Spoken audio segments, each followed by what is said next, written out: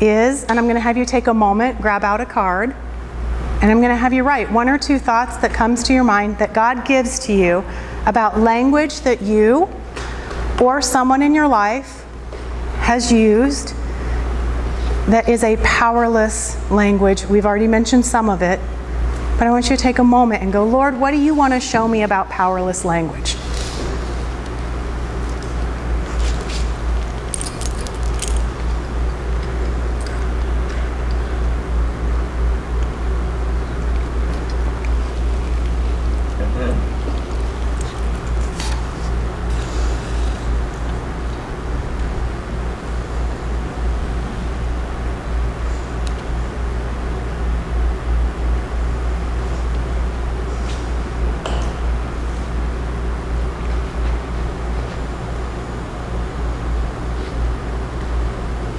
Lovely.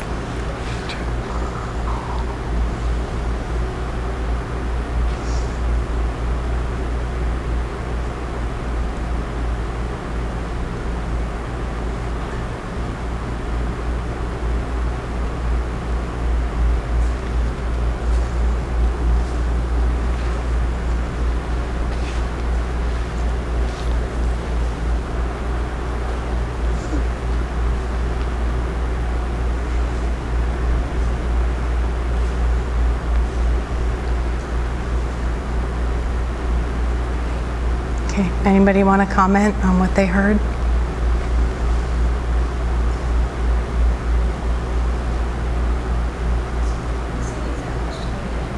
Yeah, I was hoping that I was believing that the Lord wanted to give us a memory or a thought about powerless language that has hurt us. So the one that the Lord showed me, which is interesting, it wasn't language at all. The memory that he gave me was, there's a person in my life that I'm related to that when they got upset with me, they would withdraw and give me the silent treatment. And that made me feel like a victim. And when I felt like a victim, I was driven by anxiety, and I felt a need to control and manipulate in order to resolve the lack of communication. So that was something the Lord showed me, and that happened in my childhood. And so I felt very powerless. So that was something the Lord was wanting to show me today. It wasn't language, it was actually behavior that made me not knowingly choose powerless response.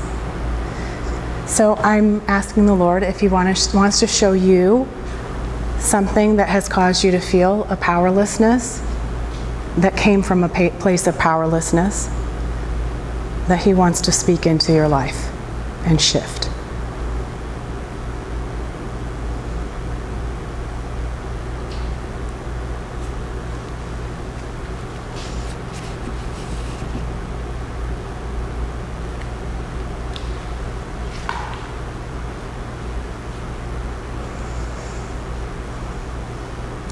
Anybody have anything come to mind that they want to share? Thanks, Aaron.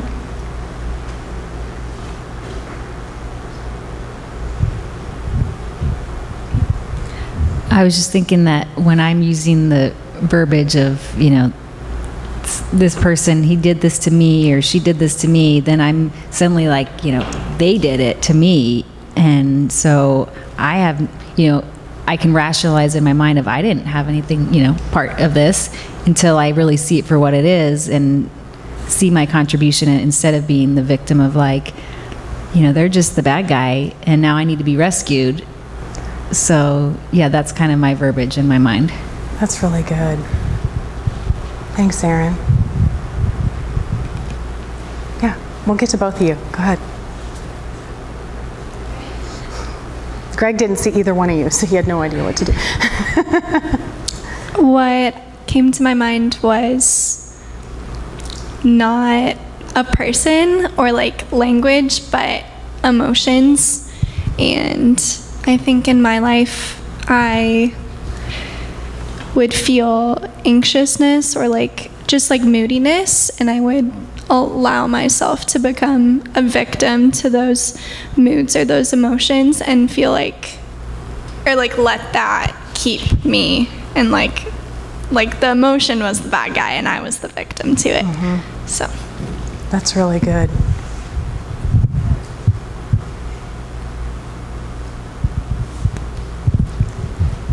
Thanks, Colleen. So this is really good because this is a lot of what my husband and I are going through right now. And so we had this discussion, and growing up, it was either complete silent treatment or the other emotion that was allowed to, you could either bury it or you could explode. Yeah. So those are the two. I mean, you couldn't have any other emotions except for like Right. no Drawing emotion or anger. or explode. Explosive anger. Right. And so my husband was like, well, you bury all this stuff and then all of a sudden you explode, and I didn't know any of what was going on, and I'm like, oh, I'm doing exactly what I hated what my parents did, and so like we're processing this now, and so we're talking about his side of it too, and we're both really working on this. But it's funny because when you get into the just bury everything, that's when the anxiety comes up, and then it's like controlling and the manipulation, so it's all of this, and we do that dance pretty well. The both of us do. I know. Yeah. I know. I do too. I'm up It's here either teaching it, and I'm like, it's okay, like he's I'm the learning. victim, we're on the victim, Yep. and then I'm rescuing. Yeah. So we're and it's really good to go through this because that's kind of what we're doing, like realizing 2 years of marriage, so it's like that's when it all kind of comes out, But it's good. It's all good stuff. It is it's so self-discovery. good. It's so good Yeah. because the Lord is going, hey, let me free you of some things that are causing you to remain powerless and no longer powerful. I didn't realize for a long time that withdrawing is a decision to not choose you. We think that it's like, well, I'm saving you from knowing every single emotion. It doesn't mean we have to share with the other person every single emotion. They don't have to know everything that's going on with us. But when we actively withdraw, we are actually taking away the I choose you part of being a powerful person.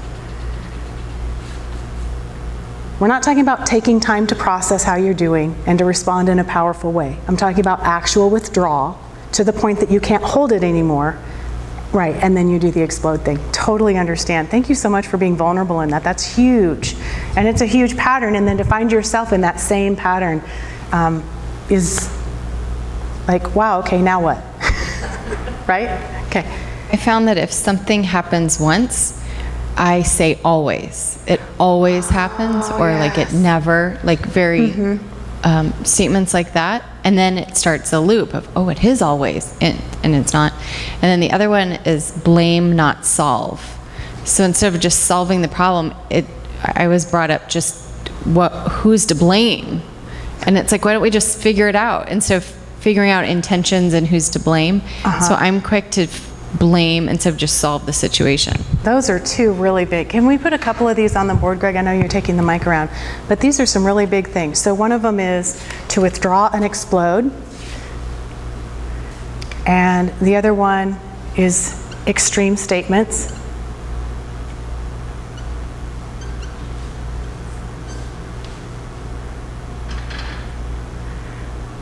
Blame versus solve.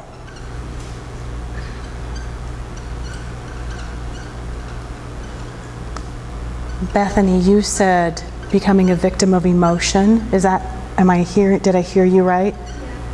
Okay. That's really good. Anyone else want to throw anything? So, Greg and I were talking about this weekend. He's like, oh, geez, where are we going to go from here? Like both of us went through this book a couple years ago, and it made a huge impact. But I totally believe that the Lord is moving us into a place where we become powerful, not just in our marriages, not just in our relationships, not just in our parenting, but powerful people in the earth. And I feel like what has happened to many of us is that in the church, we have been taught to comply and obey. We have not been taught to become powerful people who are response-able. We've been told that our chief goal in life is to listen and to obey God, not to become sons and daughters who know our Father's business. We have different ways that we relate to God. One is at a nepios, as a newborn baby.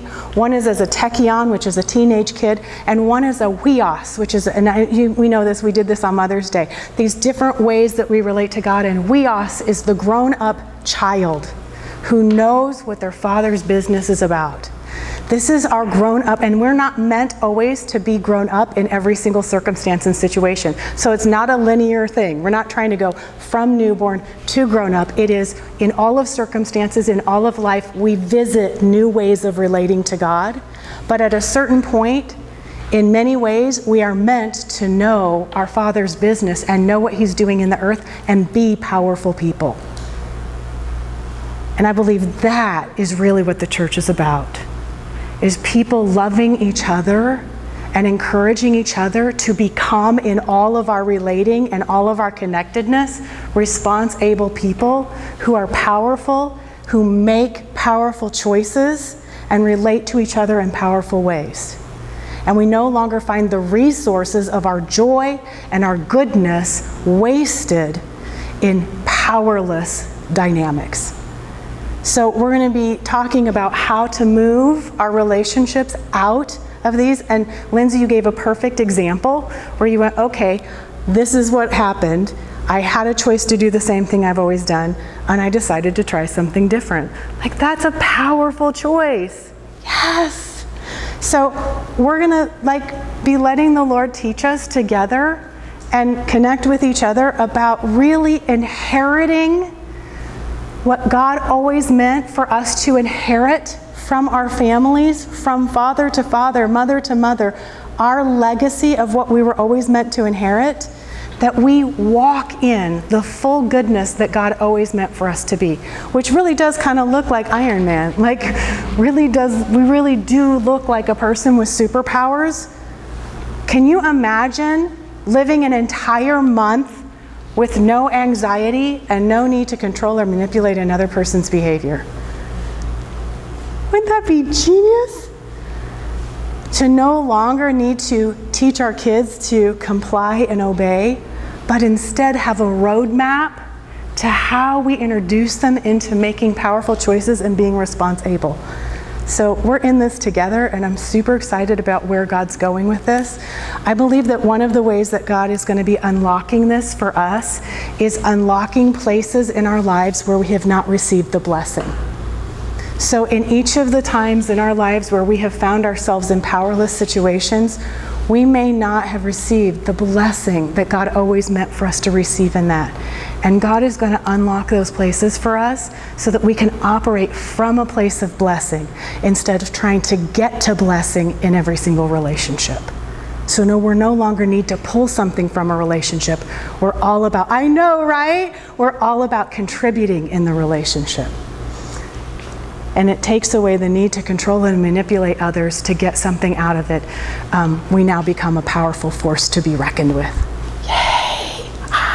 Okay, so I went a little over, so we'll just ask the Lord what we're going to do. We have just a few minutes, and we're going to ask Lindsay and Jared, and if you guys will be patient with us, I would love you guys to come up and host our prophetic time in any way that you want to do. If you want to bring kids in, if you want to keep kids out.